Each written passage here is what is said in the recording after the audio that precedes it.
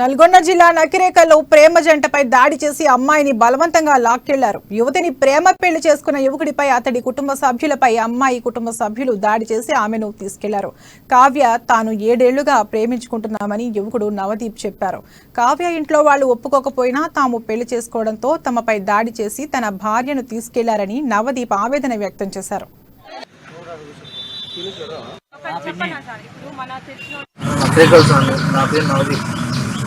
నేను కాదు 9th class love చేస్తున్నాను సార్. ఇప్పుడు మీరు డిగ్రీ ఫైనల్ ఇయర్. వాళ్ళ ఇంట్లో తెలిసి అవకాశం ఫోన్ కొనుక్కొని సింగర్ కొట్టేశారు. వాళ్ళు ఒప్పుకోలేదు నేను పెళ్లి చేసుకుంటామని.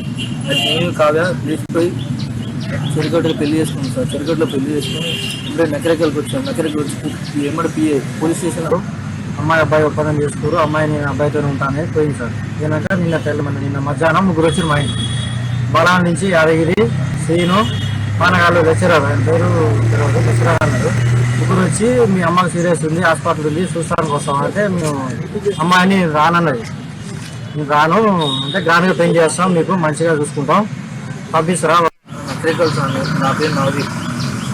నేను కాదు 9th క్లాస్ లవ్ చేస్తున్నాను సార్. ఇప్పుడు మీరు